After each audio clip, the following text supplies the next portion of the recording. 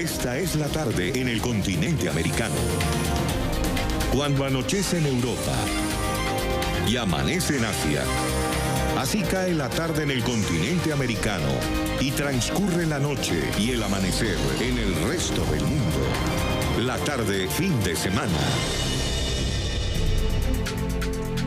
Hola, bienvenidos a la tarde fin de semana. Yo soy Carlos Eduardo Sánchez. De inmediato les presento algunos de los temas que tenemos para ustedes hoy. Día clave en Brasil. Hoy se elige al nuevo presidente. Economía, seguridad y corrupción serán los grandes desafíos para el nuevo mandatario. Alerta en Colombia ante la posible liberación de Luis Alfredo Garavito, acusado de violar y asesinar a más de 200 niños en el país. Alias La Bestia apenas se cumple la mitad de su condena en la cárcel. Al menos 2 personas murieron tras caer un autobús en el río Yangtze, en China. Venezolanos consumen alimentos refrigerados en mal estado. Las constantes fallas del servicio de electricidad y la reducción en los precios los obligan a adquirir estos productos. Como un kilo de arroz entero.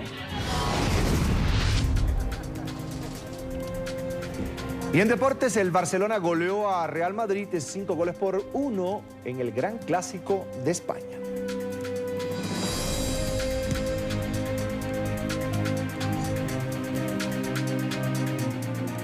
Como siempre, es un gusto acompañarlos a través de la señal de NTN 24, el canal de las Américas. Recuerden que estamos en Twitter, estamos como @latardenTN24 y @CESánchezM. Es un gusto que nos acompañen, así comenzamos.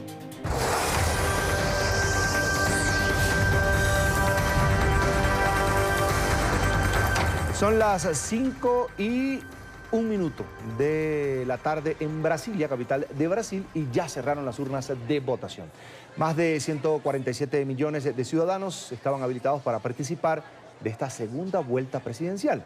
Para esta jornada, el Tribunal Superior Electoral dispuso de 93.589 mesas de votación a lo largo y ancho del territorio nacional y en 99 países. Recordemos que el sufragio en Brasil es obligatorio y se ejerce de manera electrónica. Los brasileños eligieron hoy entre el ultraderechista Jair Bolsonaro, 7 veces diputado federal de Brasil y representante además, en este caso, del Partido de los Trabajadores, Fernando Haddad. Es el sucesor, el heredero político de presidente o el expresidente de Brasil, Luis Ignacio Lula da Silva. Hay que destacar que en esta jornada de hoy, pues, la intención de voto la lideraba, en este caso, según los últimos sondeos de opinión que pudimos manejar antes de la fecha de que abrieran las urnas de votación el día de hoy, la lideraba precisamente el candidato de la derecha, Jair Bolsonaro. Sin embargo, se había reducido esa ventaja que había sacado el ultraderechista sobre el candidato del Partido de los Trabajadores. Pero vamos a conocer quiénes son los personajes que hoy se disputan la jornada de segunda vuelta presidencial en Brasil. Pero vamos primero a ver cómo se desarrolló esta jornada el día de hoy. Desde tempranas horas de la mañana, cientos de brasileños salieron a ejercer su derecho al voto. Con la ilusión de un futuro mejor, los electores, profundamente divididos, se dirigieron a las urnas. Nuestro país necesita un cambio. Ya hemos tenido suficiente de lo mismo una y otra vez. Creo que Bolsonaro es nuestra oportunidad de cambiar y si es la voluntad de Dios, será un buen presidente. Voté por Fernando Haddad porque no estoy de acuerdo con la retórica de Bolsonaro. Está incitando al odio. Si llega a presidente, legitimará todo ese odio en la gente. Como mujer y negra y LGBT, tengo miedo.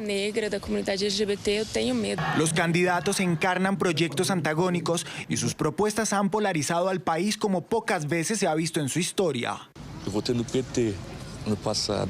He votado por el Partido de los Trabajadores en el pasado y me siento traicionado. Espero que con Bolsonaro podamos conseguir alguna corrección y franqueza en nuestro país. La tensión de las últimas semanas también se ha vivido dentro del electorado. Al menos 10 urnas fueron destruidas en el municipio de Sorocaba, estado de Sao Paulo, según informó el Supremo Tribunal Electoral. Los delincuentes dejaron mensajes intimidatorios y destrozaron el cableado eléctrico del lugar de votación. Las autoridades reemplazaron el material electoral y la policía busca a los responsables. Además del presidente de la República, también se elegirá a los gobernadores de 14 de los 27 estados del país. Algunos de los retos del próximo gobierno serán hacer frente a la corrupción, bajar los índices de violencia, combatir la crisis económica y responder a la crisis migratoria venezolana. Medios locales aseguran que la división en la sociedad generada a partir de la campaña electoral también será uno de los grandes desafíos de la nueva administración. El sucesor del actual mandatario Michel Temer asumirá el poder a partir del próximo 1 de enero y gobernará el gigante sudamericano en el periodo 2019-2022. Esta de hoy es una elección, por supuesto, mucho más fácil para las autoridades electorales de Brasil. Son solo dos candidatos, Jair Bolsonaro y Fernando Haddad. Pero, ¿quiénes son estos políticos? Lo revisamos aquí en la tarde fin de semana y comenzamos con el aspirante por el Partido Social Liberal. Hablo de Jair Bolsonaro. Veamos su perfil. El militar en retiro y político brasileño Jair Messias Bolsonaro, de 63 años, nació en la ciudad de Glicério, en el estado de Sao Paulo.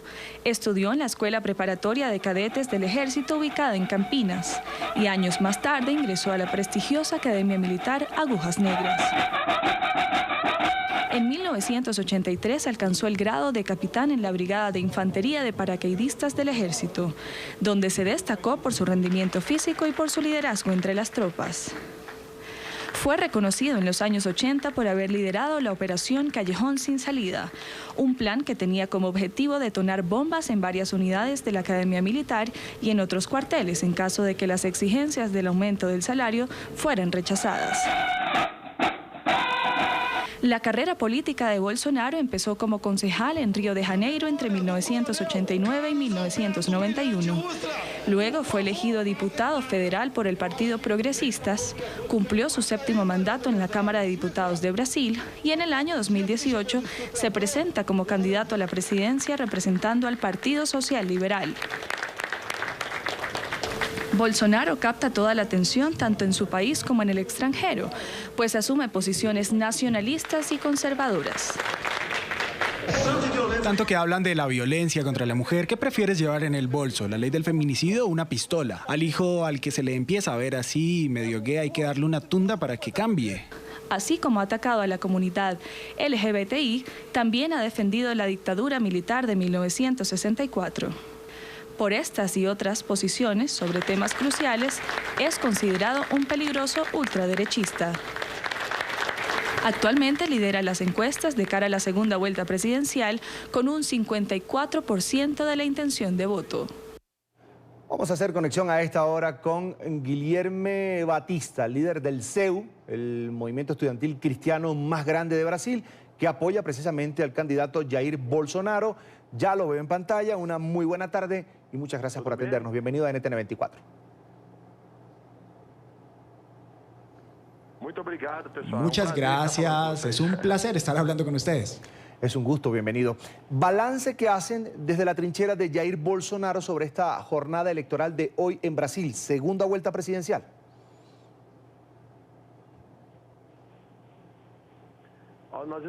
Bueno, nosotros hoy estamos muy felices con lo que ha sucedido. Creemos que va a haber un cambio muy grande en nuestra nación.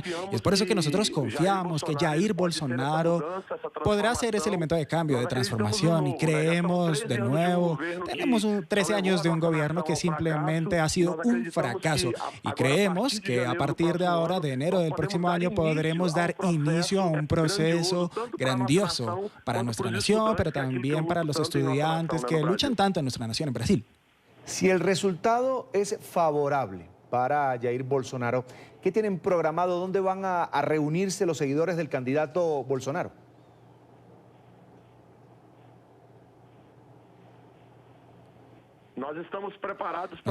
Estamos preparados.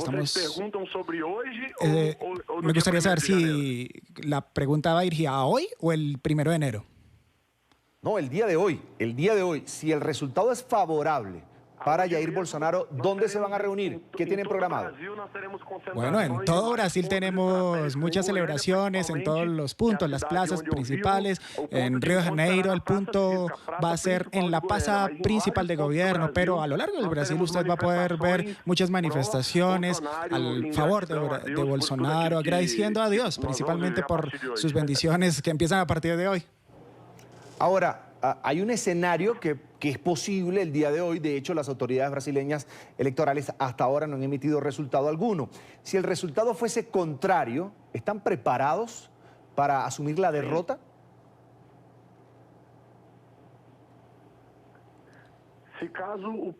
En caso de que el PT vuelva a ganar, nosotros estamos simplemente viendo un escenario imposible, en realidad, porque, mire, nosotros podemos darnos cuenta de que sería un fraude prácticamente, por lo que hemos visto. En la primera vuelta ya vimos nuestra victoria. Eso es simplemente imposible.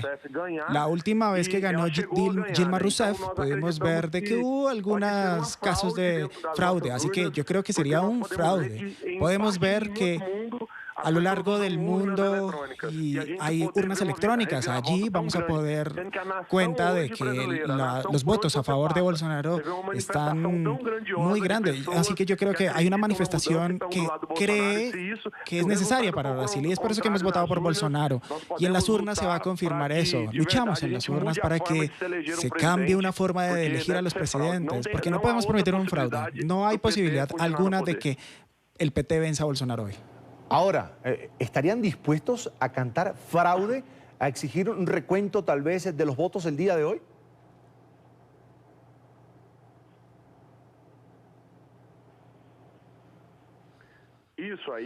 Por supuesto, las autoridades electorales deben estar al tanto y quizás tendrían que hacer un reconteo de los votos. Tienen que reevaluar. Yo creo que es necesario en Brasil reevaluar la forma de contación porque hay muchos y varios casos en los últimos años de personas que denuncian este sistema en Brasil en donde se ha comprobado el fraude en urnas electrónicas.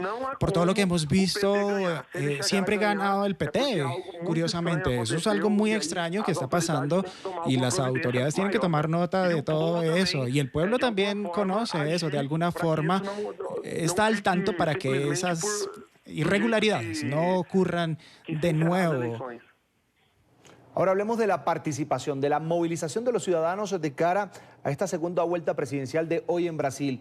¿Se notó la algarabía, la emoción, más allá de que el voto sea algo obligatorio en Brasil? ¿Se notó la necesidad de los brasileños de participar en la elección presidencial, de decidir el futuro del país como tal? Sí, por supuesto. Mira, nuestra nación es una nación próspera, es un país muy próspero y la gente a lo largo del país puede darse cuenta de que nuestra nación vive un proceso de cambio. Estamos viviendo un proceso de cambio en contra de la corrupción, de la calamidad que hemos vivido en los últimos años, en la miseria. Así que nunca estuvimos tan cerca de ese cambio y es necesario el cambio del PT y estamos en un proceso de transformación. Es por eso que confiamos y es por eso que el brasileño hoy en día está tan feliz, porque creemos que los estudiantes, con el que yo me identifico claramente con este movimiento, en varias partes de nuestra nación, estamos parados para decir que creemos y queremos un cambio. Estamos felices, el pueblo brasileño está feliz, porque nunca estuvimos tan cerca de un punto de cambio. Nos demoramos un tiempo, pero el 1 de enero comienza ese cambio. Así que queremos algo nuevo para nuestra nación. Seguimos hablando, Guilherme, de un escenario posible, que puede ser una victoria el día de hoy de Jair Bolsonaro, pero repetimos, hasta ahora no hay resultados. De ser así, ¿qué esperan ustedes? ¿Cuál es la principal petición que hace el movimiento estudiantil brasileño al presidente de Brasil a partir del próximo 1 de enero, en el caso de que sea precisamente el candidato que ustedes apoyaron, Jair Bolsonaro? Bueno, yo creo mucho de que nuestra nación experimentará un cambio, especialmente en la educación. Conseguimos ese proceso desde la educación, desde los movimientos, y creemos que a través de la educación de nuestra nación, nosotros vamos a poder ver algo nuevo que va a comenzar, que va a surgir. Así que yo creo que a partir del 1 de enero vamos a poder hacer de la educación un punto alto. Vamos a poder buscar tanto la educación como la salud, como los puntos de cambio, del eje de cambio en nuestra nación. Yo creo mucho en Dios, en Jesús, y pienso que a partir del 1 de enero vamos a dar inicio a lo que vamos a llamar como el nuevo periodo de Dios en nuestra nación. Yo he visto que muchos estudiantes se han manifestado en desacuerdo también, pero están también otros que estamos a favor del cambio. Somos defensores de estas ideologías, de principios que son importantes y son elementales en una línea que tiene que tomar en cuenta nuestra nación, una línea política que tiene que cambiar el PT en nuestra nación. Bien, quiero agradecer a Guilherme Batista, líder del CEU, el movimiento estudiantil cristiano más grande de Brasil, que apoyan en este caso al candidato presidencial brasileño Jair Bolsonaro. Te agradezco mucho que hayas compartido con nosotros estos minutos aquí en la tarde, fin de semana. Muchas gracias a ustedes por permitirme participar aquí y que hoy sea un día de alegría para nuestra nación. Yo creo que Dios nos va a dar la victoria el día de hoy y Jair Bolsonaro nos va a dar esa alegría. Es un gusto. Hasta la próxima. Una buena tarde.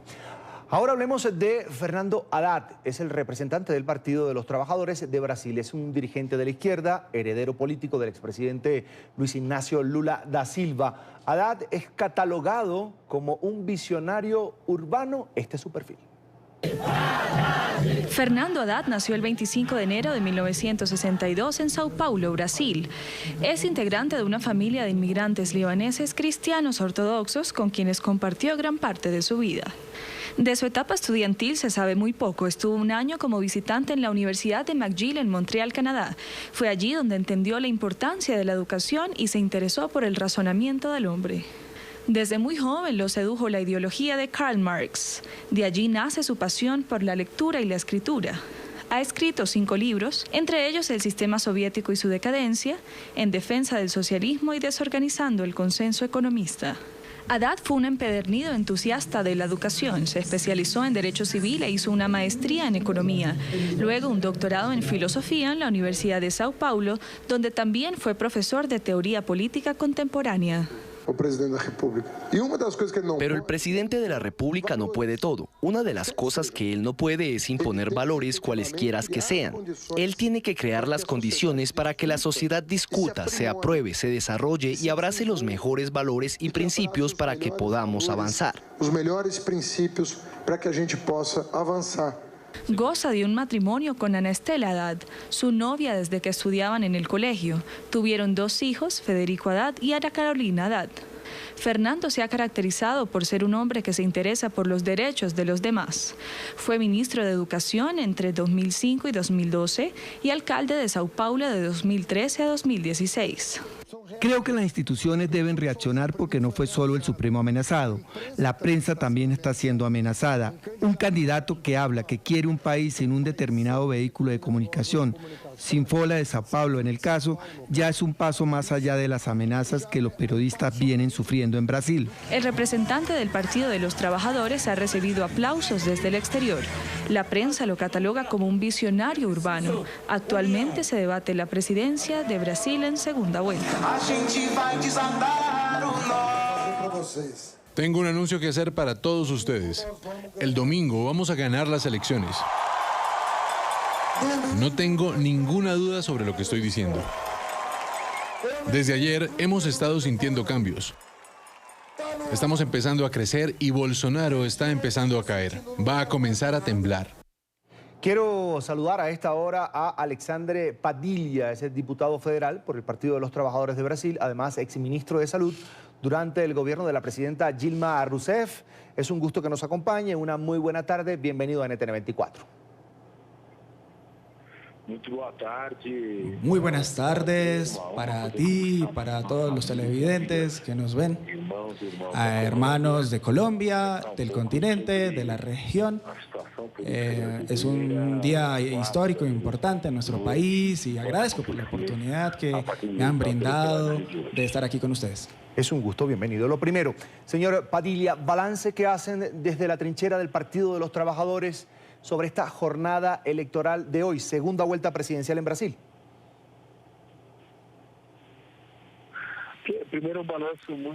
Bueno, creo que el balance es muy positivo, ¿sabes? Porque nosotros desde primeras horas de la mañana ya tuvimos un primer resultado en la primera vuelta que fue muy importante, en donde a partir de ese momento se han unificado otros partidos. En los últimos 4 años hemos construido y hemos unido todas las piezas en Brasil para retomar el camino político en todo el país. Yo pienso que ha habido acusaciones injustas a lo largo de la campaña. Estas elecciones han sido muy particulares por los ataques que ha habido, pero creo que toda la sociedad es consciente de que estas elecciones son quizás las más importantes en la historia reciente del país. Creo que es así básicamente porque estamos enfrentando nuevos retos. Yo como diputado federal he trabajado de forma honesta desde mi posición como político a lo largo de mi carrera, y es por eso que yo pienso que el balance es positivo. Es positivo también porque la gente es consciente de que Fernando Haddad representa quizás lo diferente. Él no encarna las acusaciones de corrupción, él no encarna nada más sino una actitud nueva, diferente, fresca y joven. Él ya lo demostró como ministro, ya lo demostró también en su periodo como alcalde de Sao Paulo, y creo que representa de alguna forma el futuro del Partido de los Trabajadores. Es el elemento nuevo que podría dirigir de forma perfecta el destino del país. Así que yo creo que hay un interés político muy grande y económico detrás de ambos candidatos. Sin embargo, creo que ahora Haddad como presidente sería combatir esta nueva ola de populismo que ha levantado el Bolsonaro.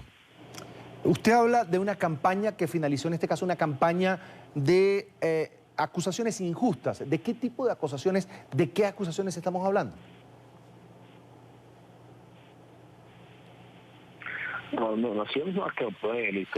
Bueno, tuvimos una campaña electoral que estuvo marcada básicamente por los ataques en todo Brasil, por los ataques en las elecciones democráticas de primera vuelta.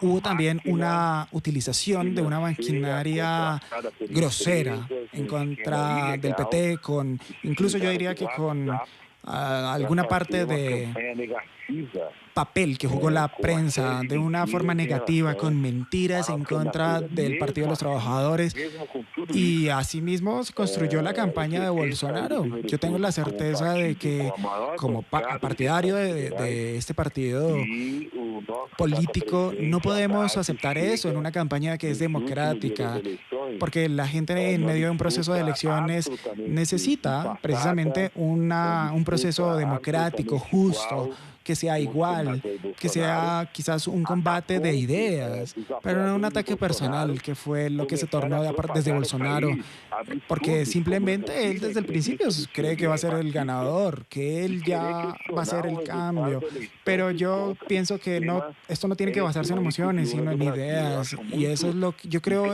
que en Brasil es muy interesante analizar estos elementos. El candidato Bolsonaro simplemente no cree en un sistema democrático, él es lo más antidemocrático que ha habido en el Congreso, y ustedes lo pueden revisar por su historia allí. Más allá de todo, yo pienso que Bolsonaro tiene miedo de que continuemos en el poder porque sabe que hemos hecho las cosas bien y somos claramente el mejor camino de nuestro país. Pueden verlo en las cifras con las personas más pobres. Es un proceso electoral lleno de mentiras, de ataques, de odio, una disputa extremadamente llena de, como lo dije, acusaciones falsas.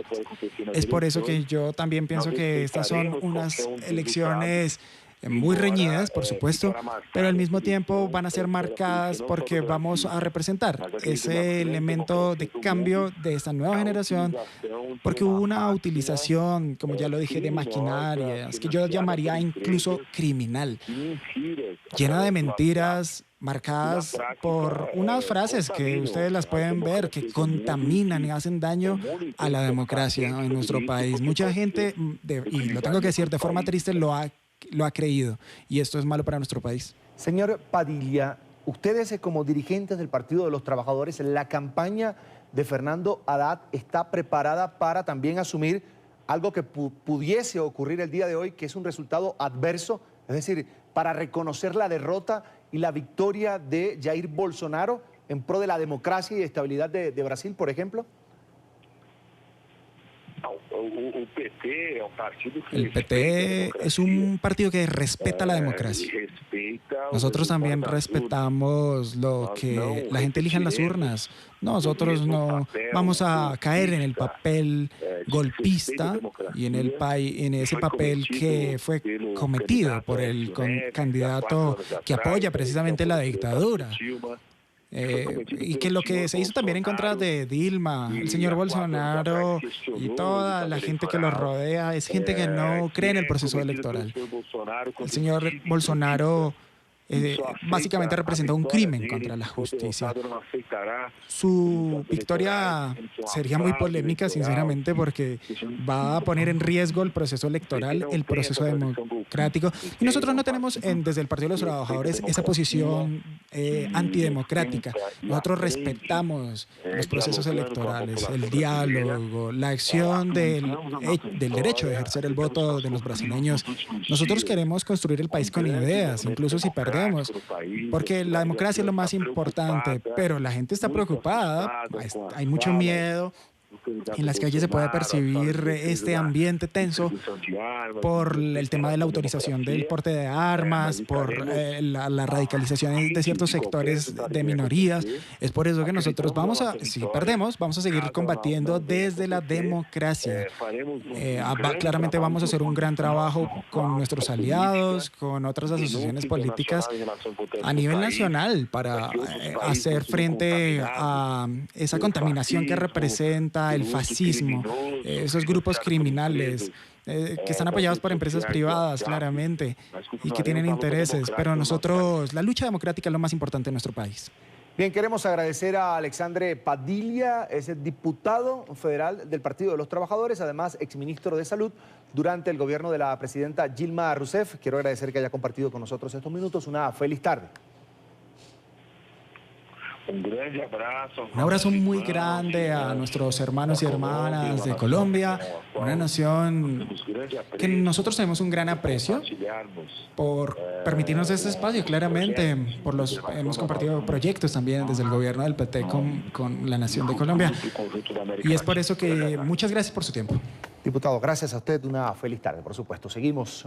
Mantener la política de ajustes fiscales en un país con unos 13 millones de desempleados y varios millones más con carencias sociales de todo tipo será uno de los principales desafíos del presidente electo de Brasil. El mandatario del gigante sudamericano deberá poner en marcha planes concretos para remediar la crisis económica, garantizar también la gobernabilidad, a pesar de la enorme división política, superando el fantasma de la dificultad de alcanzar acuerdos duraderos y poner además freno al crimen en uno de los países más violentos del mundo. De acuerdo con datos del Foro Brasileño de Seguridad Pública, en 2017, el año pasado, se registraron 63.880 asesinatos, una tasa 30 veces mayor al promedio de Europa. El presidente de Brasil deberá enfrentar desde el primer día de su mandato una enorme presión de los mercados para proseguir la política de ajustes fiscales. Según un informe del Banco Mundial presentado a los candidatos, el país enfrenta 3 desafíos principales: su gran desequilibrio fiscal, la falta de crecimiento sostenible de su productividad y la dificultad creciente del Estado para ofrecer servicios básicos. El país tiene unos 13 millones de desempleados y varios millones más sufren carencias sociales de todo tipo. Brasil tiene una parte de la población que todavía vive en el siglo XIX y otra que ya está en el siglo XXI. No podemos olvidarnos de los que viven en el siglo XIX porque esa es buena parte de nuestra población. Marcelo Neri fue ministro de Asuntos Estratégicos entre 2013 y 2015 y actualmente dirige el Centro de Políticas Sociales de la Fundación Getúlio Vargas. Según un estudio de este centro, más de 23 millones de brasileños, de un total de 208 millones, vivían bajo la línea de pobreza a fines de 2017. Brasil tinha, nos anos 90, 34% de pobres. Brasil tenía un 34% de pobres en los años 90. Eso cayó hasta el 8% en 2014 y de allí subió a 33%, 6 millones de nuevos pobres. Si nos basamos solo en el crecimiento de la economía, se tardará 12 años en volver a donde la gente estaba en 2014. 12 anos para a gente voltar onde que a gente estava em 2014. El presidente Michel Temer congeló los gastos públicos durante 20 años, entre otras medidas de austeridad, pero dejó pendiente la delicada reforma de las jubilaciones, considerada por los mercados como la piedra angular del enderezamiento de las cuentas. Seguimos hablando de Brasil. Hay una segunda vuelta presidencial que acaba de culminar la votación y por eso quiero saludar a Leandro Querido, analista político, quien se encuentra en Río de Janeiro. Es un gusto, como siempre, Leandro, que nos acompañes. Bienvenido a NTN 24. No, el gusto es mío. Muchas gracias. Es un gusto, bienvenido, por supuesto. Esta campaña quizás, tal vez, fue la más polarizada en la historia política de Brasil. Algunos analistas así la califican. Y yo quería preguntarte a ti que estás allí en el terreno, en el lugar de la noticia además, donde se desarrolló esta segunda vuelta presidencial el día de hoy, si esta campaña, algunas veces de descrédito, campaña sucia como fue denunciada en muchas ocasiones, terminó siendo una fiesta democrática en la que los brasileños se expresaron para decidir el futuro del país, para elegir nada más y nada menos que al presidente de la nación. Bueno, en realidad, a ver, me parece que en primer lugar hay que destacar que estamos ante la democracia electoral más importante de América Latina, casi 150 millones de electores, y debemos destacar, por sobre todas las cosas, que la jornada de hoy ha sido ejemplar, ¿no? Realmente no hubo ningún tipo de incidente, no hubo violencia, y esto no es moneda corriente en nuestro continente, ¿no? Recordemos el caso Nicaragua o el caso Venezuela, en donde los procesos electorales son muy irregulares y muy violentos, inclusive en las últimas elecciones en México o las de Honduras, ¿no? Por lo tanto, aquí la autoridad electoral anunció que hubo alrededor de 35 detenidos por delitos electorales, algunos de ellos menores. Por lo tanto, bueno, me parece que esto es importante resaltar esto, que obviamente quizá la excepción fue el atentado grave que sufrió uno de los candidatos, Jair Bolsonaro, en el medio de la campaña, que casi termina con su vida, ¿no? Pero salvo esa situación, el resto del proceso electoral fue ejemplar. Es verdad, fue una elección, un proceso electoral con mucha tensión, muy polarizado. Sin embargo, recordemos que la última elección, la del 2014, entre Dilma Rousseff y Aécio Neves, en la segunda vuelta la diferencia fue muy, pero muy cerrada, ¿no? Todo indica, seguramente los boca de urna estarán en algunos minutos, pero todo indica que habrá una diferencia mucho mayor a la que se dio en el 2014, ¿no? Habrá que ver con esos resultados cuál es el escenario inmediato de Brasil. Aquí tenemos una autoridad electoral con cierta legitimidad, con mucho prestigio, por lo tanto son candidatos debidamente legitimados que luego de un resultado electoral están en condiciones de llevar adelante el plan de gobierno que se comprometieron a cumplir en la campaña, ¿no? Leandro, te escucho hablar, te creo, por supuesto, como siempre, todo tu análisis de lo que haces en cada país que vas como acompañante. En este caso nos acompañas porque has seguido muy de cerca, estuviste como observador electoral en la primera vuelta. Y había mucho miedo, en este caso en Brasil, por cómo pudiera comportarse Jair Bolsonaro ante un resultado adverso. Esa discusión, ¿tú la sentiste de alguna manera entre los brasileños, entre la señora que vende la empanada, que tiene el negocio en el barrio popular, es decir, en las calles de Brasil? ¿Se daba esa discusión de la que se hablaba entre partidos políticos, entre analistas, entre dirigentes? Bueno, es interesante la pregunta que haces, porque, bueno, aquí estamos ante una campaña poco tradicional, ¿no? Es decir, generalmente las campañas tienen mucha presencia en territorio, en movilizaciones, actos de campaña masivos. Sin embargo, a partir del problema de Odebrecht, Lavallato, que comprometieron seriamente al Partido de los Trabajadores, y en función de eso se hicieron algunos cambios en la normativa electoral para frenar el flujo de dinero negro a la política, eso se percibió en este proceso electoral. Aquí no se volcó dinero oscuro, dinero sucio, opaco en el proceso electoral, y fueron campañas pobres desde el punto de vista del financiamiento. Por eso los candidatos tuvieron que apelar a otro tipo de instrumentos y sin lugar a dudas Jair Bolsonaro en ese contexto sacó ventaja porque utilizó de modo muy inteligente las redes sociales, Facebook, Twitter, pero por sobre todas las cosas WhatsApp, ¿no? Me parece que a través de estos métodos pudo llegar al electorado, pudo nacionalizar una campaña que no es para nada fácil hacerlo en Brasil, que es un país continente, y Bolsonaro lo pudo hacer, teniendo en cuenta que enfrente tenía a un partido que está estructurado en todo el territorio nacional, que es un partido fuerte, un partido grande, un partido que fue gobierno durante muchos años y que tiene una maquinaria electoral aceitada. Sin embargo, Bolsonaro de lo precario hizo su fortaleza. Por lo tanto, habrá que ver luego de los resultados, porque me parece que hay muchas cosas para analizar, ¿no? Y esa tensión que vos marcabas, sobre todo se daban los debates familiares, en los medios de comunicación, pero no se advirtió en la calle, por ejemplo, presencia de los partidos y de maquinarias electorales. Ese fue un dato, sin lugar a dudas, distintivo con relación a otros procesos electorales en el Brasil. El Partido de los Trabajadores, Leandro, que de alguna manera ponía sobre el debate político el tema del riesgo, estaba en riesgo la democracia en Brasil. La gente no compró ese discurso, pareciera. Bueno, claro, es decir, en las campañas está claro que cada uno lleva agua para su molino, ¿no? Y este fue el argumento que utilizó el PT con la intención de seducir a esos votos que fueron, a otras candidaturas en la primera vuelta, ¿no? Por sobre todas las cosas estamos hablando de Ciro Gómez, ¿no? Un candidato de centroizquierda. Sin embargo, ese discurso no ha calado, aparentemente, habrá que ver los resultados, y no ha generado el miedo necesario para unificar a la oposición.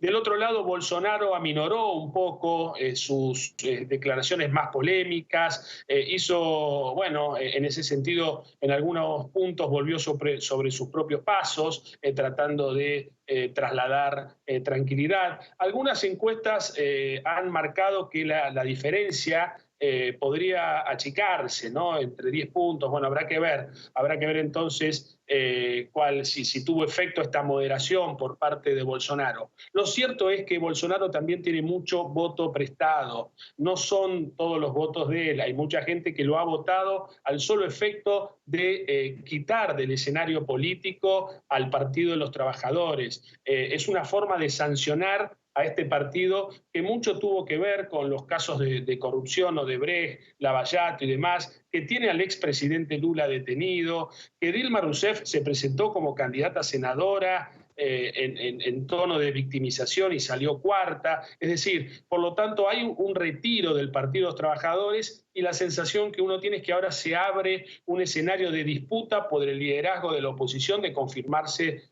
los resultados de las encuestas, y ese espacio se lo va a disputar lo que quede del PT con Ciro Gómez, que no ha tenido un rol protagónico en esta elección. El PT esperaba que Ciro Gómez lo apoye de modo firme y sin embargo tomó distancia de esta elección.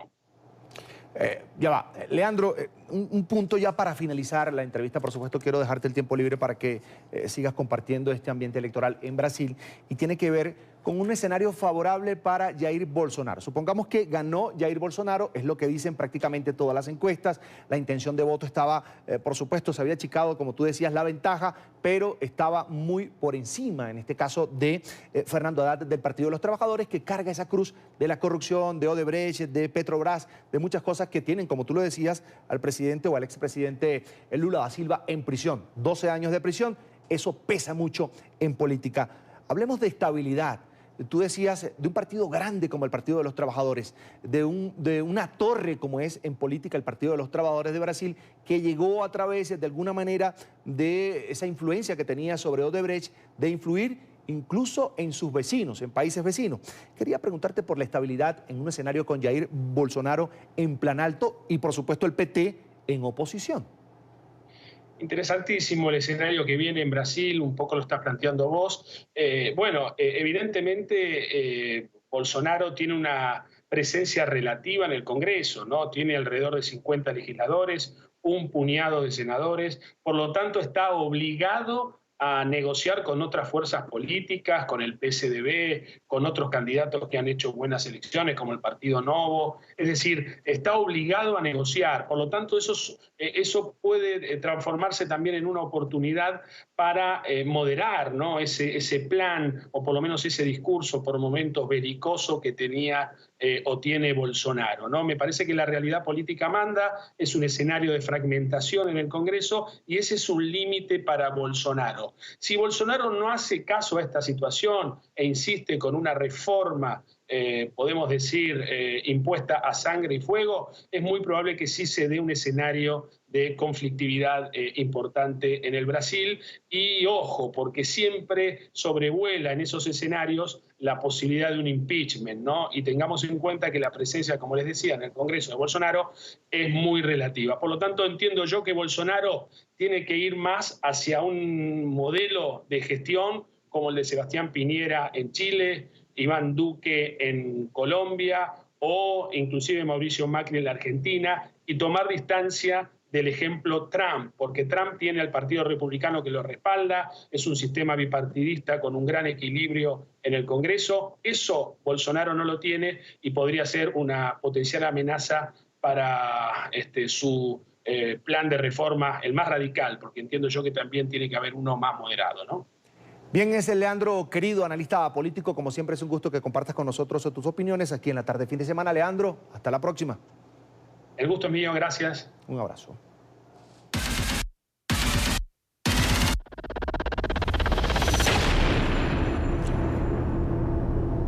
Seis meses después del inicio de las protestas en contra del régimen de Daniel Ortega en Nicaragua, el número de fallecidos relacionados con estas manifestaciones supera los 500.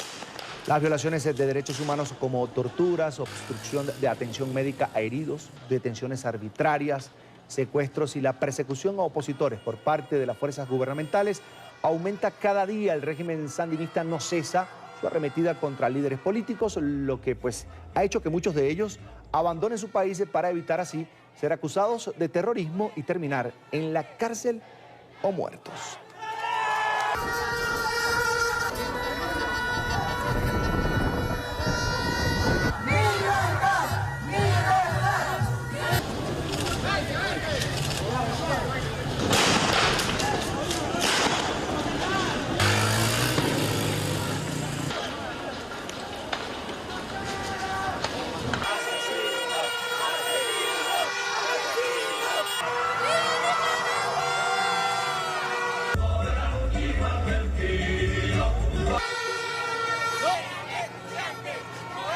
Y para hablar de este tema quiero saludar a Braulio Abarca, abogado del Centro Nicaragüense de Derechos Humanos. Gracias por estar con nosotros. Una muy buena tarde. Bienvenido a NTN 24. Carlos, muchas gracias por la invitación. Gracias por la bienvenida y saludo a todo el pueblo colombiano que nos escucha. Braulio, desde hace 6 meses Nicaragua no deja de ser noticia.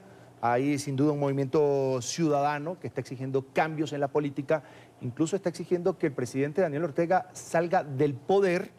Y esta petición, esta llamémosla así, revolución ciudadana, tiene un saldo negativo, rojo, más de 500 muertos. De alguna manera son personas que han fallecido en medio de las protestas, en medio de todo este clima político de confrontación que hay en el país.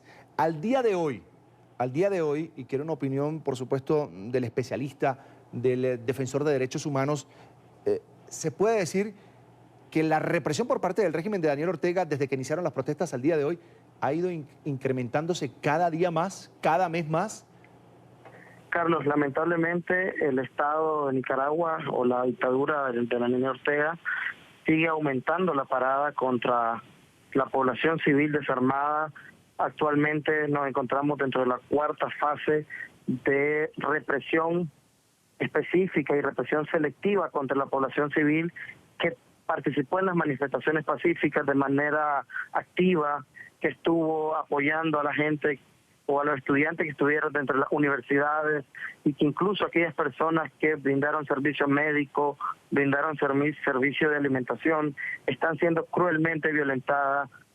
Tenemos posibles personas con tratos crueles, inhumanos, degradantes, actos de tortura, violencia y vejámenes sexuales contra hombres y mujeres dentro de la Dirección de Auxilio Judicial, conocido como el Chipote, o dentro de las diferentes cárceles de máxima seguridad en Nicaragua, como es el Centro Penitenciario Jorge Navarro, conocido como La Modelo, para hombres. Y para mujeres tenemos el Centro Penitenciario de Mujeres La Esperanza, donde el 90% de las presas políticas sufre de infecciones vaginales, sufre de falta de atención médica, incluso muchas de ellas se encuentran con enfermedades crónicas, que no se les permite ni la visita médica, ni el ingreso de medicina, y obviamente tampoco el traslado a hospitales o a centros públicos de atención médica.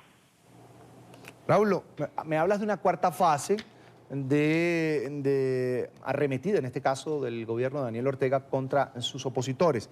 Una fase de buscar, te entiendo puntualmente, a cada una de las personas que han colaborado, que han estado allí presentes en las manifestaciones antigubernamentales. ¿Estamos frente a una cacería humana ahora mismo en Nicaragua? Estamos lamentablemente, Carlos, frente a una cacería humana. Sin embargo, ha sido una cacería diríamos nosotros, con pinza. Es decir, identificando a aquellas personas líderes, lideresas, que han estado participando y apoyando. Razón de ello, observamos que hay más de 16 estudiantes, líderes y lideresas dentro de las manifestaciones pacíficas actualmente detenidas. Se encuentran alrededor de al menos 5 líderes campesinos de las diferentes provincias de Nicaragua, de los diferentes departamentos. Igual tenemos personas dentro de la lista de la lista que ahorita, a la fecha de hoy, tenemos al menos confirmadas 546 presos políticos y presas políticas, de los que ellos al menos 12 forman parte de la disidencia política de Nicaragua, de los diferentes partidos políticos que se oponen al gobierno. Igual tenemos al menos 12 defensores y defensoras de derechos humanos, activistas que estuvieron apoyando en los diferentes municipios, entre ellos un joven llamado Alex Pérez, que fue incluso capacitador del Centro Nicaragüense de Derechos Humanos y que se encuentra actualmente detenido arbitrariamente en una de las celdas de máxima seguridad de La Modelo en Nicaragua. Ante esta arremetida del régimen de Daniel Ortega, Braulio, te pregunto, y esta cacería, especie de cacería humana que termina siendo judicial también, porque le abren expedientes a los dirigentes opositores y los llevan a prisión, ¿se ha debilitado la resistencia al gobierno de Daniel Ortega?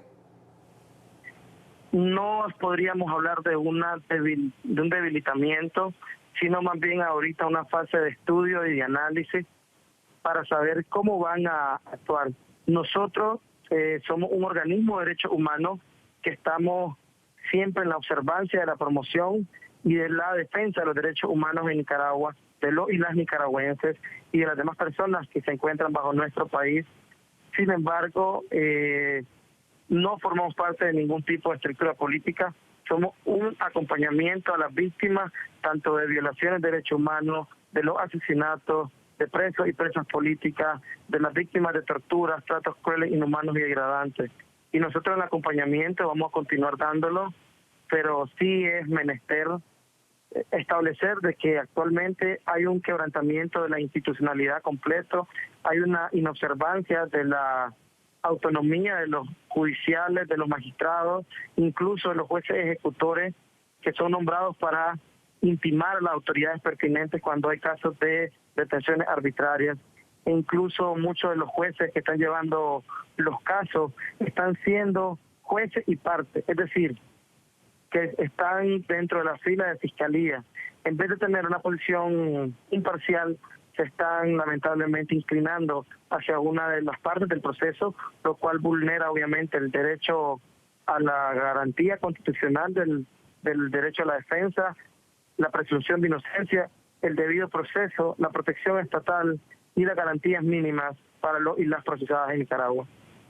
Bien, todo este panorama que narra muy bien Braulio Abarca, hay que sumar también esa campaña de descrédito que ahora mismo está en marcha en contra de la Iglesia Católica y por supuesto de ese monseñor Silvio José Báez, que ha hecho frente a los abusos y desmanes del sandinismo en Nicaragua. Braulio Abarca es abogado del Centro Nicaragüense de Derechos Humanos. Le agradecemos mucho que haya compartido con nosotros estos minutos aquí en la tarde, fin de semana. Braulio, hasta la próxima. Hasta la próxima, buenas tardes. Igualmente.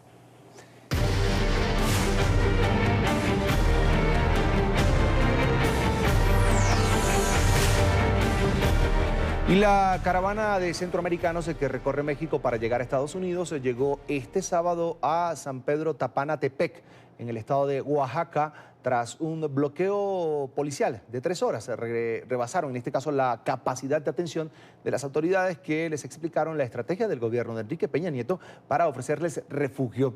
Los migrantes no aceptaron e insisten además en llegar hasta territorio de la Unión Americana. Tras un bloqueo policial de 3 horas y rebasando la capacidad de atención de las autoridades, la caravana de centroamericanos que recorre México para llegar a Estados Unidos arribó a San Pedro Tapanatepec, en el estado de Oaxaca. Como viene siendo habitual a lo largo de su ruta, que arrancó el 13 de octubre en San Pedro Sula, los más de 7,000 migrantes se instalaron en el centro de la localidad en albergues, parques, iglesias y en todos los espacios públicos disponibles, en la que supone su primera parada en este sureño estado. El convoy, que realizó un trayecto de unos 50 kilómetros, se vio sorprendido cuando a medio camino autoridades del gobierno le cerraron el paso en medio de la carretera. No obstante, tras unas 3 horas de negociación y darles información para la solicitud de refugio, se abrió de nuevo el paso y dejaron continuar las personas. Lo que le pedimos a ustedes, autoridades correspondientes, está bien, nosotros nos podemos sujetar a un filtro, ya que para que verifiquen los tipos de personas que sí en realidad queremos nosotros, personas íntegras que necesitamos la vivacidad de tener un trabajo digno. Este viernes el presidente de México, Enrique Peña Nieto, lanzó un plan para facilitar la solicitud de la condición de refugio y durante el proceso dar empleo temporal y atención médica a los migrantes que se queden en los estados de Chiapas y Oaxaca. Los migrantes que aceptaron el plan Estás en tu casa fueron llevados a 2 albergues de puertas abiertas. Previo a ello, el Instituto Nacional de Migración recibió 1.743 solicitudes de condición de refugio, en tanto que 196 personas desistieron de la misma y pidieron el retorno asistido. Nuestro interés primero es darles a conocer de la manera más extensa que se pueda ese programa para quitarles las preocupaciones que tengan acerca del mismo. A esas personas que quieran voluntariamente adherirse a ese programa, el personal del Instituto Nacional de Migración ya se encuentra aquí listo con todas las capacidades para poderlos llevar a algún lugar específico donde puedan iniciar ese trámite, donde puedan acceder a ese beneficio. Mientras este gran grupo avanza, otro medio millar de hondureños esperan en la frontera entre Guatemala y México. Ellos, junto con otras 2,000 personas más que aún están de camino, forman parte de una segunda caravana que salió posteriormente. En esta caravana son miles de las personas que caminan kilómetros en la búsqueda de un futuro mejor. Axel Velázquez es un joven nicaragüense de 14 años. Durante las protestas contra el régimen de Daniel Ortega en su país se recibió un petardo en sus piernas. Ahora, en muletas, espera llegar a Estados Unidos en compañía de sus padres. Esta es la historia.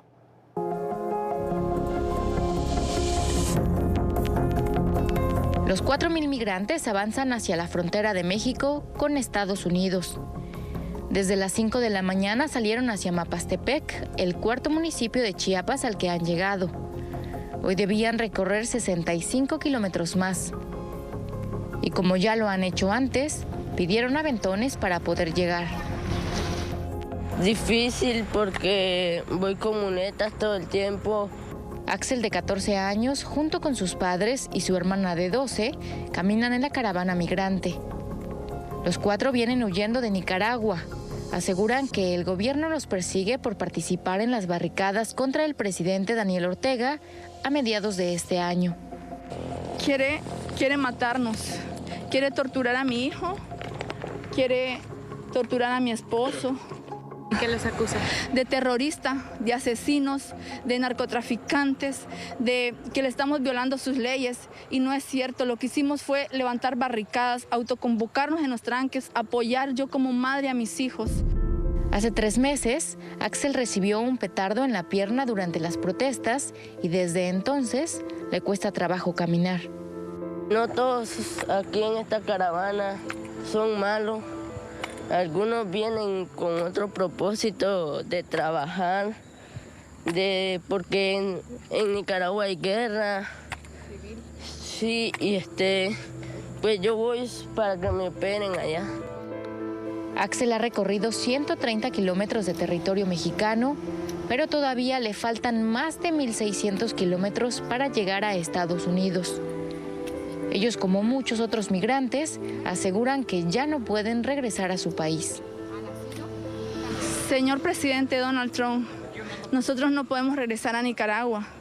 Si nos deportan, si nos devuelven, nos va a entregar usted mismo en bandeja de plata a Daniel Ortega. Seríamos una familia más que él va a matar, una familia más que él va a torturar.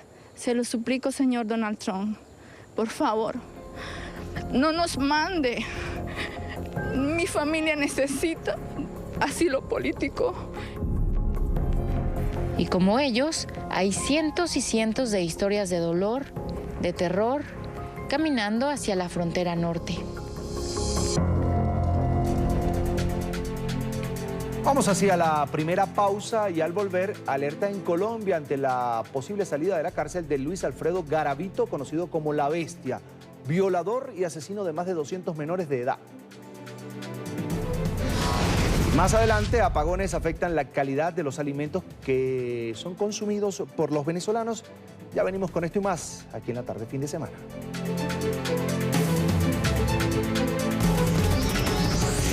Ya regresamos con La Tarde Fin de Semana.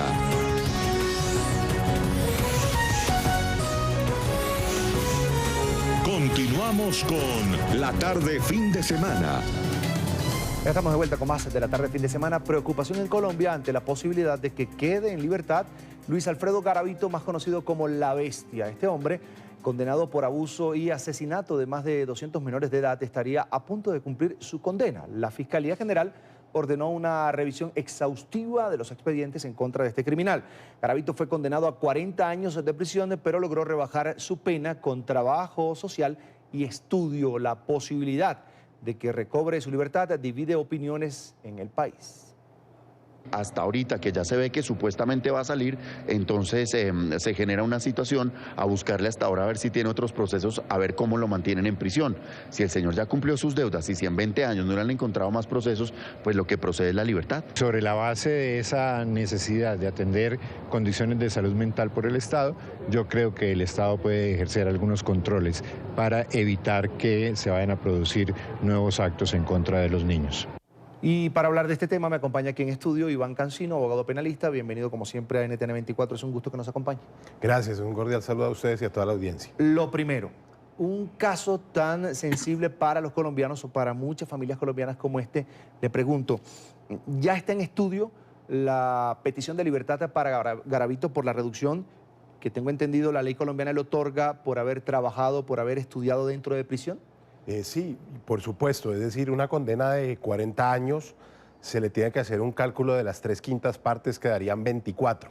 Si ya ha cumplido 20, es absolutamente lógico pensar que con estudio o trabajo ya tiene el tiempo suficiente para por lo menos solicitar o poner en estudio esa petición, aclarando que no es solamente el tiempo, sino que el juez de ejecución de penas tendrá que analizar el buen comportamiento penitenciario y otras circunstancias que son de carácter subjetivo que podrían o no darle la libertad a esta persona. Doctor, en Colombia, ¿quién certifica en este caso que Garavito, que alias La Bestia, sí cumplió con estudio, con trabajo? ¿Quién certifica esto? El IMPEC, la autoridad penitenciaria, es decir, un buen comportamiento penitenciario, haber cumplido sus labores normales haber sido presto a cumplir todas las obligaciones del sistema carcelario. Aquí con esta clase de personas hay un gran vacío, y es que, por ejemplo, tendría que haber tenido un acompañamiento de 20 años de un trabajo psicológico o psiquiátrico que pudieran ayudar a la sociedad a estar tranquila en caso de la libertad de esta persona, pero hasta ahora no existe esa garantía acá. Eso no ha pasado. Ahora, quería preguntarle, ¿la ley colombiana es débil en cuanto a eso? ¿Tiene falencias? Es decir, un criminal de este tipo, de este calibre, puede acceder al beneficio de la reducción de pena, como usted dice. ¿No hay ningún impedimento en las leyes vigentes en Colombia? Desafortunadamente, cuando se condenó a esta persona no había reformas, y el principio de favorabilidad aplica para él, es decir, se aplica la ley que estaba vigente al momento de sus actos. Hoy en día, con el Código de Infancia y Adolescencia y otras leyes, sí hay unas restricciones que harían mucho más difícil que un delincuente sexual o un homicida de niños pudiera recobrar la libertad. Pero lo que sí quiero aclarar es que nuestro sistema colombiano es un sistema garantista, es un Estado social y democrático de derecho, y la resocialización es un fin de la pena, de tal suerte que si no se resocializó, pues fue una falencia del Estado que no se le puede poner siempre al reo. Ahora, una persona que va a salir en libertad probablemente por un beneficio de ley, un criminal de este calibre, hay que decirlo así, con todas las palabras, por supuesto, con todas las letras de la palabra, no puede tener de alguna manera un control del Estado una vez que se dé esa posible libertad. Bueno, mire, yo que soy una persona absolutamente demócrata y garantista, pensaría que en una proporcionalidad debería existir una reforma para que, como existe en otros países como Estados Unidos, los delincuentes sexuales, específicamente los agresores de niños, se tuvieran que empadronar, es decir, avisarle a la autoridad dónde viven y reportar, si la policía poderle hacer un seguimiento, bien sea por un brazalete o bien sea en persona. Pero hoy en día no existe esa posibilidad, pero sí debería proponerse y hacerse realidad al corto plazo. Doctor Cancino, le entiendo perfectamente, hay un hueco, un vacío en la ley, y quería preguntarle, ante esta noticia que por supuesto divide opiniones en Colombia, los políticos están pensando precisamente en eso, en hacer una reforma para de alguna manera blindar que la justicia sea realmente justa y que un criminal como este no represente nuevamente un peligro para la sociedad, en este caso la colombiana. Sí, mire, de tiempo atrás la senadora Martínez, el representante Efraín Torres, desde la sociedad Joana Jiménez, han hecho muchas propuestas. Yo, por supuesto, no estoy de acuerdo ni con la castración química, ni con la pena perpetua, ni con la pena de muerte, porque eso no va a salvar a los niños, y las acciones legales que tienen que hacerse es para salvar a los niños, no para hacer populismo punitivo. Pero hay en este momento proyectos interesantes como el de acompañamiento psiquiátrico, el de empadronar a los delincuentes sexuales, y ojalá esas medidas sí se hagan desde un punto de vista rápido, claro y contundente para proteger a la sociedad, especialmente a los niños. Algo que se me escapaba hace unos minutos, y es la parte acusadora en este caso ya no puede de alguna manera apelar a esa decisión que pudiera tomarse. Bueno, de la libertad hablo. Mire, la Fiscalía ya no es parte ante el juez de ejecución de penas, y lo decía mi gran amigo y colega Francisco Bernate. O sea, esperamos 20 años para hacer algo, por Dios, eso no tiene ningún sentido, de ahora tratar de buscar a la fuerza o encontrar. Ahora, si aparece, obviamente hay que hacer la investigación y lo que sea, pero lo que preocupa es que solamente cuando hay un escándalo mediático se tomen las reacciones del caso. Ahora, la Fiscalía de Colombia, tengo entendido, está haciendo una revisión exhaustiva de otros expedientes, otros delitos que en este caso, que Garavito haya cometido fuera de Colombia. ¿Esto es viable? ¿Esto realmente pudiera llevar a algo, a que este hombre no recupere su libertad? Podría ser. Lo que pasa es que la prescripción en Colombia también opera, y para los delitos sexuales la mayoría de prescripciones se pueden dar alrededor de los 20 años. Y este señor lleva 20 años preso, así que yo creo que con eso es bien difícil que se pueda encontrar algo para detener la salida de esta persona, de este delincuente. ¿Y le queda alguna alternativa, doctor Cancino, a las familias de las víctimas de Garavito? ¿Alguna acción? Por supuesto. Ese punto es muy importante por lo que les explicaba. Para recuperar la libertad requiere las 3/5 partes, pero además requiere que se repare a las víctimas. Es decir, que si alguna de las víctimas del señor Garavito no se encuentra reparada, el juez de ejecución de penas tiene ese elemento y ese argumento consagrado en la ley, totalmente válido, para no otorgarle el beneficio de la libertad condicional. ¿Y eso el testimonio puede ser un perdón o una reparación económica también. Casi siempre es una reparación económica, pero obviamente que los compromisos están establecidos en su sentencia y vuelvo y le repito, con una víctima, pero además víctima no son 200 porque había hermanos, padres, esposos, bueno, lo que voy a saber yo de tantas cosas que podría haber que diga que no ha sido reparado. Con ese único testimonio podría el juez válidamente no darle el beneficio. Aquí caemos, doctor, finalmente en el dilema. ¿Es justo que Garavito vuelva a estar libre? Para mí sí, porque es la ley. Porque es la ley. Y en un Estado social y democrático de derecho, donde un fin de la pena es la resocialización, muchos dirán, no se puede resocializar ese tipo de delincuente. Bueno, habría que analizarlo y habría que verlo, pero con nuestro sistema legal hoy y el que se le aplica a este señor, pues es absolutamente claro que si cumple los requisitos hay que otorgarle la libertad. ¿Y los riesgos de que Garavito vuelva a quedar en libertad, doctor? Sí, los riesgos de que vuelva a quedar en libertad son altos y que vuelva a delinquir no lo sabemos, pero la posibilidad de el peligrosismo per se no puede aplicarse en una democracia válidamente. ¿Usted cree que la sociedad colombiana, doctor, ha superado este episodio de Garavito, de lo que hizo? No, no creo que lo haya superado porque además siguen ocurriendo esos casos. Entonces el mensaje que yo le quiero dar al país, al que me escucha, al que me ve, es el de siempre. El derecho penal no soluciona los problemas. A un delincuente lo encierra y lo resocializa, pero siguen violando y matando niños. Y eso ha pasado durante los últimos 8 o 9 gobiernos, de tal suerte que algo está faltando en las políticas públicas de protección porque los niños siguen siendo vulnerables. Quiero agradecer a Iván Cancino, abogado penalista colombiano, por compartir con nosotros sus opiniones aquí en La Tarde Fin de Semana. Doctor, es un gusto. Muchas gracias, un placer. Hasta la próxima.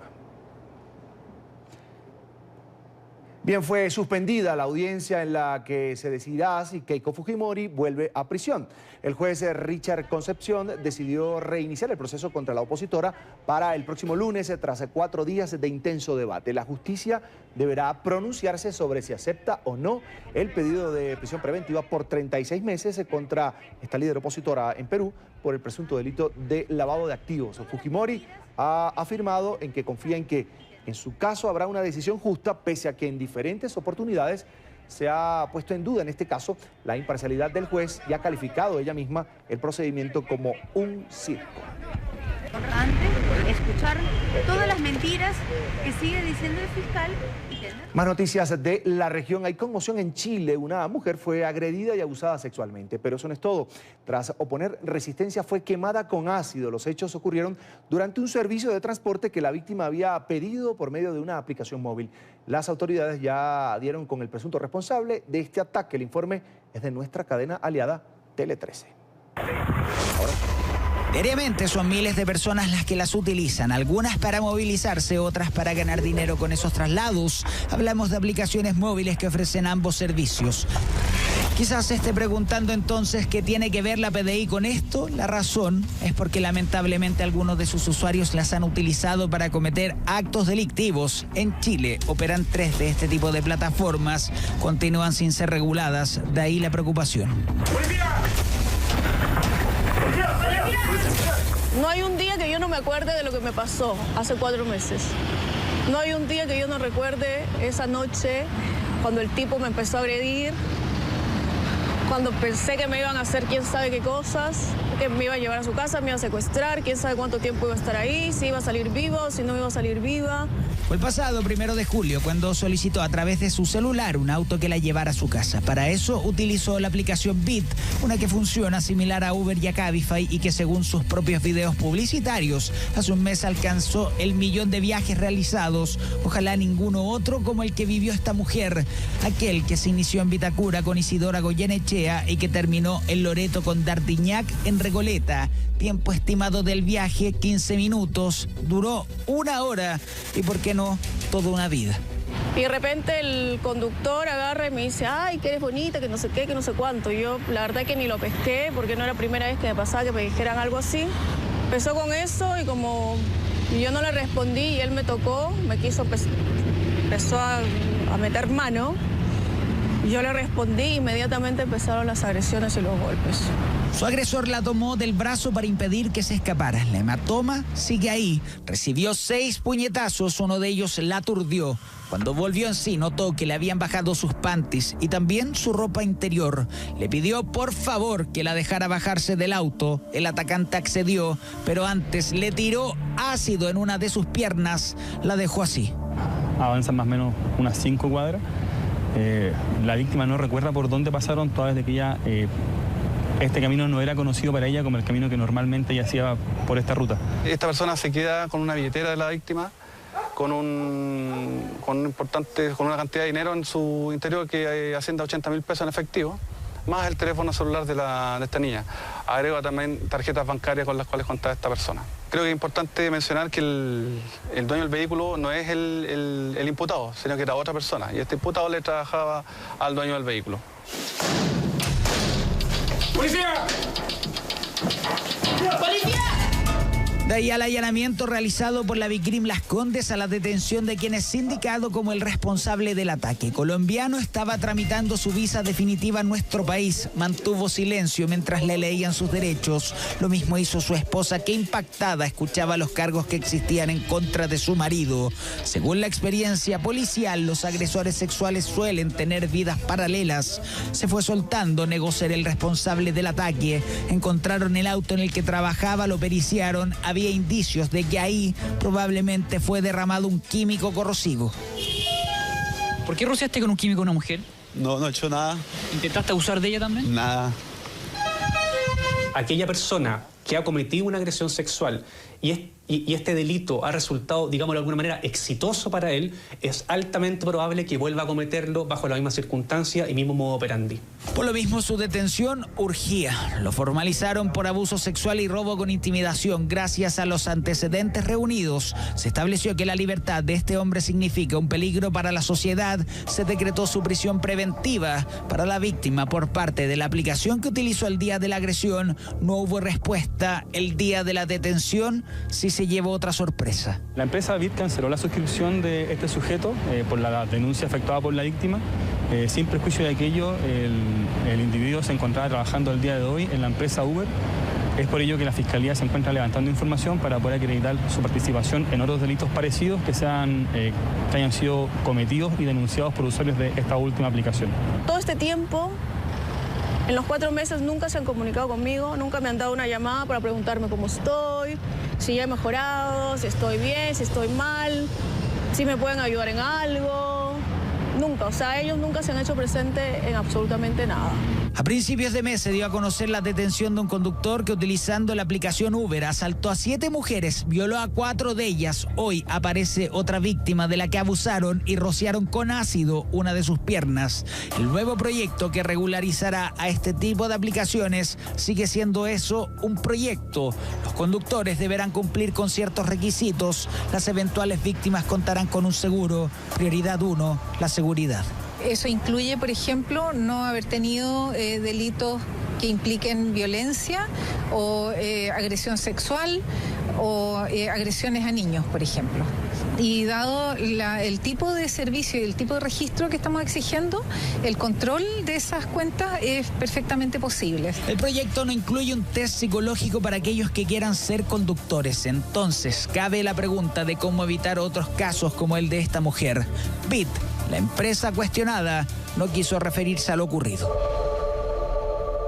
En México ya comenzó las celebraciones por el tradicional Día de los Muertos. Miles de ciudadanos salen a las calles de la Ciudad de México para disfrutar de los desfiles que este año tienen un particular propósito: recordar a los migrantes que han perdido la vida en su tránsito, en su trayecto hacia otros países. Los colores, la música y las emblemáticas calaveras fueron protagonistas del evento, que recorrió las principales avenidas de la capital mexicana y terminó con una ofrenda en el Zócalo. Aunque el Día de los Muertos se conmemora el 2 de noviembre, se espera que las actividades relacionadas con esta fecha reúnan a cerca de 4 millones de visitantes. Vamos hacia la segunda pausa aquí en la tarde fin de semana. Quédense allí, ya regresamos con más.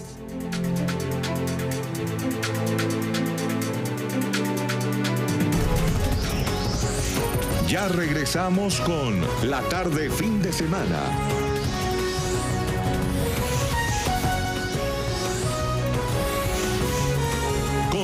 Continuamos con La Tarde Fin de Semana.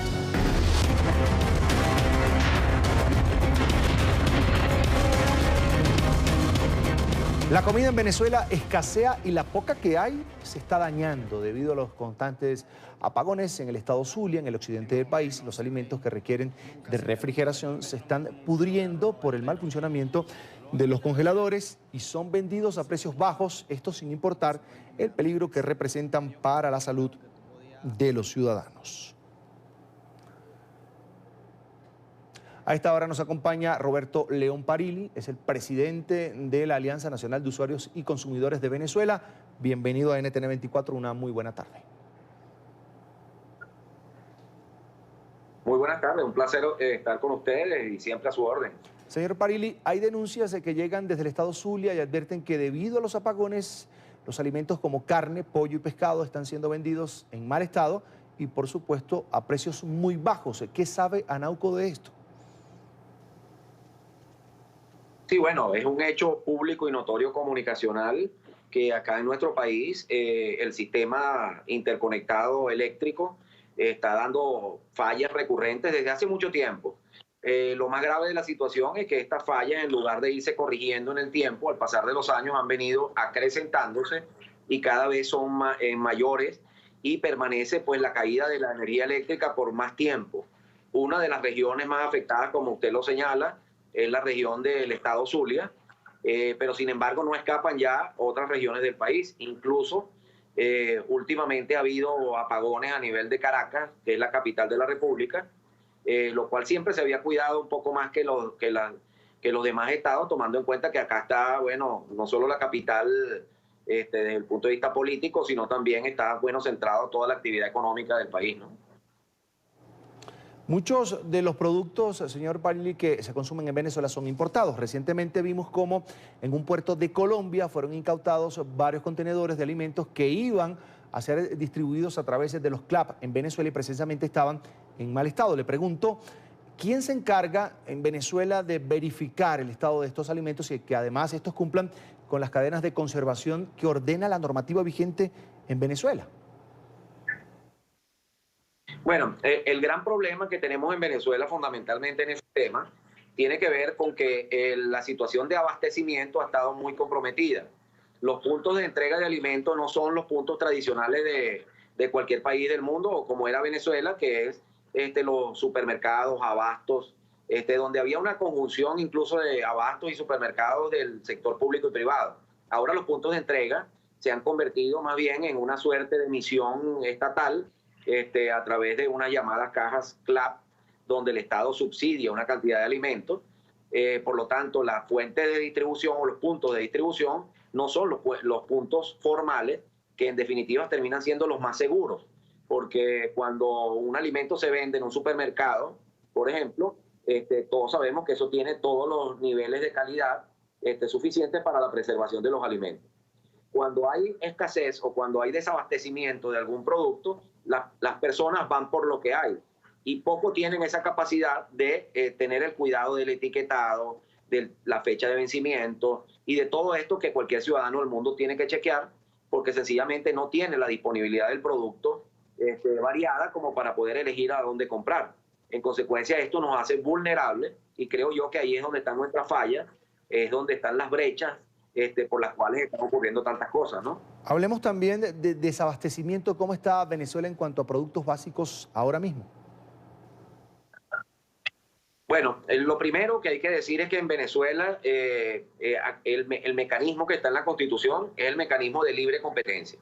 Eso no es una ideología política, eso no tiene nada que ver con una práctica, sino que es un derecho constitucional.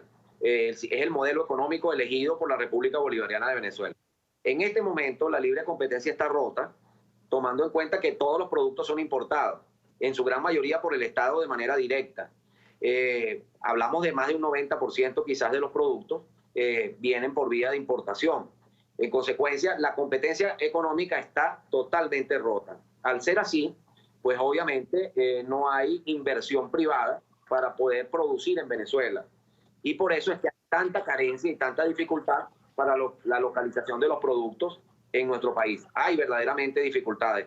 Cualquier ciudadano del mundo dentro de un sistema de libre competencia tiene la capacidad de elegir lo que quiere, de comprar lo que se adapta a sus necesidades y a sus requerimientos, e incluso de fidelizarse con marcas que conoce.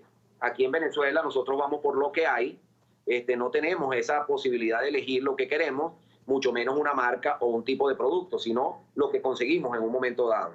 Ahora, ¿notan ustedes algún impacto positivo en este caso en el poder adquisitivo de los venezolanos luego del último aumento decretado por el gobierno del sueldo y el retiro además de 5 ceros a la moneda? Bueno, el problema es que aquí desde hace muchos años vivimos tratando de poner paños de aguas calientes al tema económico, la economía familiar, doméstica, con aumentos salariales progresivos. El último aumento fue un aumento exponencial por unos niveles sumamente elevados, que en lugar de contribuir parece que ha golpeado mucho el sector productivo, el sector empresarial, lo poco que queda en producción, de alguna manera, y luego esto va acompañado de una acelerada inflación. Algunos economistas ya, con todos los parámetros, dicen que estamos en un proceso de hiperinflación. En consecuencia, no hay aumento que pueda sostener el poder adquisitivo del venezolano mientras no se atienda el fondo del problema, que es la inflación.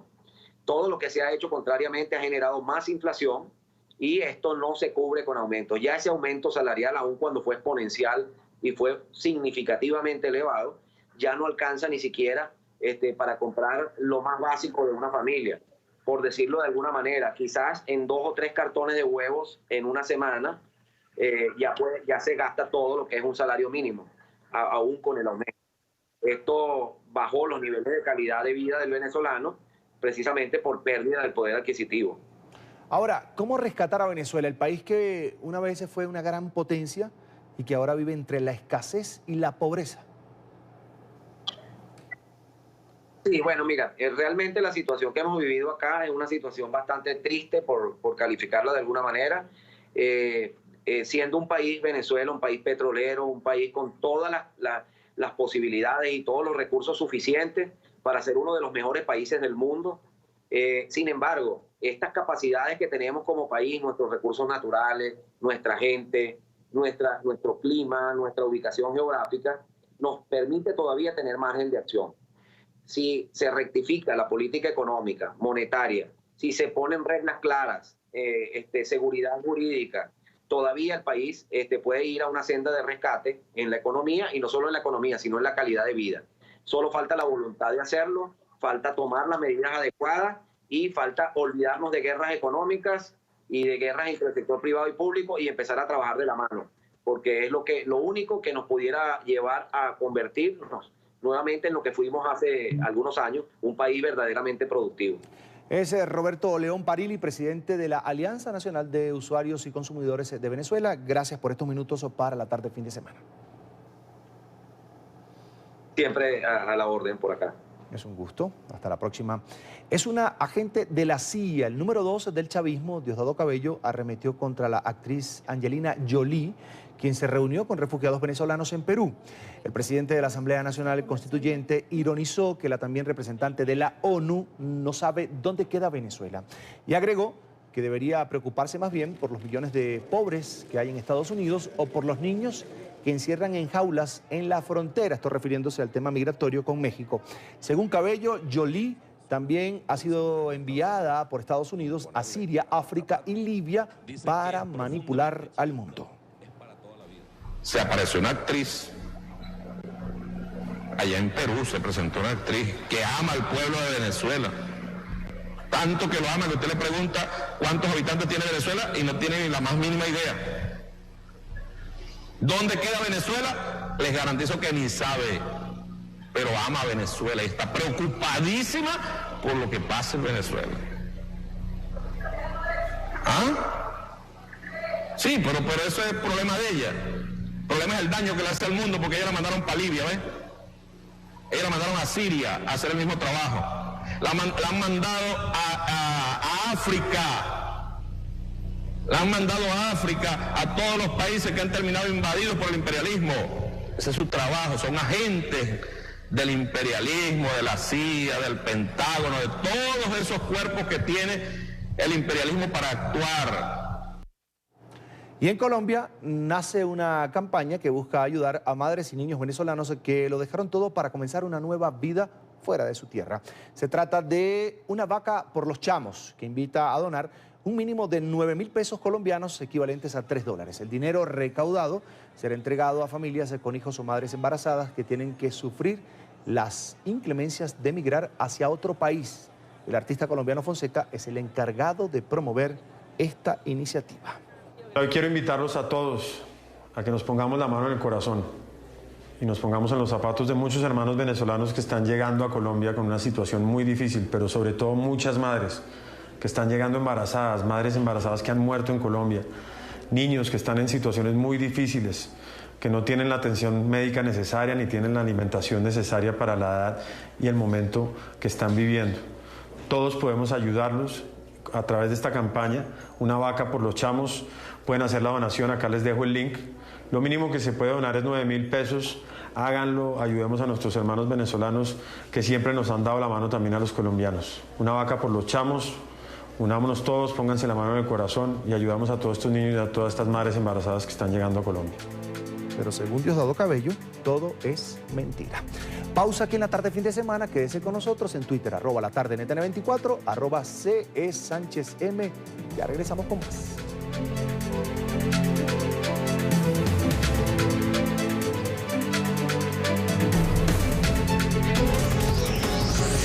Ya regresamos con La Tarde fin de semana.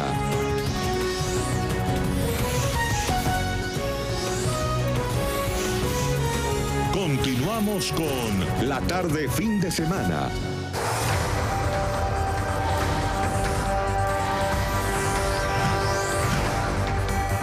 Cuenta regresiva para las elecciones de medio término en los Estados Unidos. Demócratas y republicanos concentran su energía en movilizar la mayor cantidad de votantes a su favor. El electorado latino tiene el potencial de jugar un papel definitivo, especialmente en contiendas reñidas. Más de 29 millones de hispanos están habilitados para participar de esta jornada. Dentro de esta oficina de campaña en Queens, voluntarios dedican su jornada a llamar electores como parte de una estrategia mayor para incentivar el voto latino. Vamos a salir a tocar puertas, vamos a salir a los trenes, a las escuelas, a los sitios comunitarios para acordarle a las personas que el 6 de noviembre todavía deben salir a votar por mí. Catalina Cruz compite por un escaño en la Asamblea Estatal de Nueva York, cargo de elección popular del que está cerca tras vencer en una reñida primaria por el Partido Demócrata, donde notó algo diferente en la actitud del electorado. Vimos que la gente salió, el número de votantes se triplicó y en eso se encontraban los latinos, otros inmigrantes, personas del sur de Asia, personas que en su vida habían salido a votar, que se registraban solamente por registrarse. Por ello, Cruz considera que en las elecciones de medio término de 2018 habrá un mayor número de latinos sufragando. Predicción que hace eco con los primeros sondeos de participación hechos en las regiones de la Unión Americana, donde es posible votar anticipadamente. En Florida, Nevada y Texas, donde hay gran concentración de hispanos, está registrándose un mayor nivel de sufragios. Esta elección de medio término y las elecciones dentro de 2 años creo que son puntos de inflexión críticos para este país, porque nuestro futuro está en juego. ¿Qué país queremos ser? Y si no levantamos a los inmigrantes, a las personas de color y a las personas de bajos ingresos, estamos en problemas como país. El futuro sociopolítico de los Estados Unidos está en juego. De allí que gobiernos como el de Nueva York refuercen este tipo de llamados de atención a 2 semanas de las elecciones de medio término. Creo que son más de 600.000, es lo que estimamos, son residentes permanentes que podrían aplicar para la ciudadanía y no lo han hecho. Alentamos a las personas, si quieren asegurarse que sus oficiales electos luchen por ustedes y por las cosas que les importan, la manera de hacerlo es votando en la elección.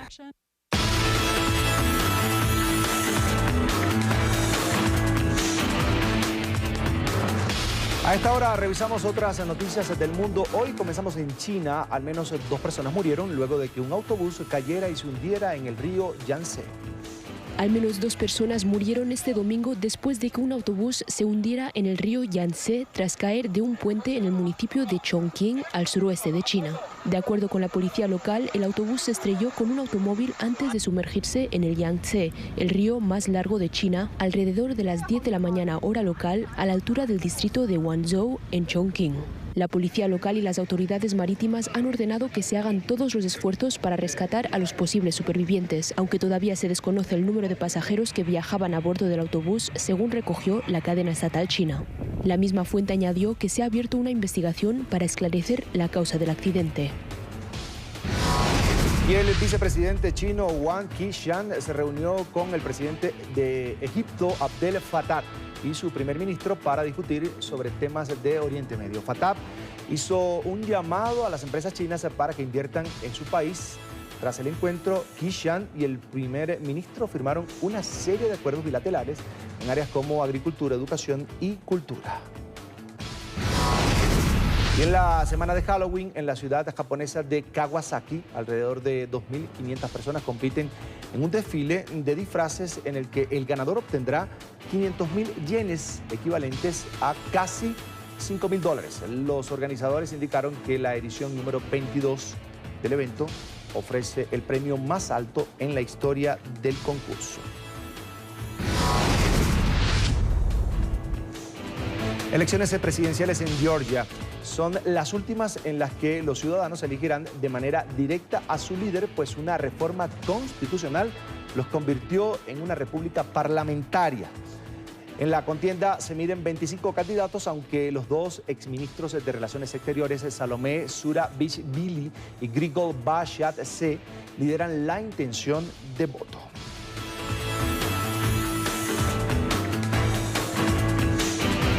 Y antes de la pausa les cuento que esta semana hallaron el naufragio más antiguo del mundo. Estaba totalmente intacto. Una expedición anglo-búlgara encontró el barco frente a las costas de Bulgaria en el Mar Negro a más de 2.000 metros de profundidad. El navío tiene 23 metros de largo, los remos, el mástil y el timón están en perfecto estado. Expertos advierten que la falta de oxígeno y luz en el lecho marino ha facilitado la conservación del barco. Se trata de una zona conocida como el cementerio de los naufragios. Así vamos a la última pausa aquí en la tarde fin de semana. Quédese con nosotros. Ya regresamos para darle una mirada al mundo deportivo. Se alista Víctor Moreno de nuestra Teledeportes.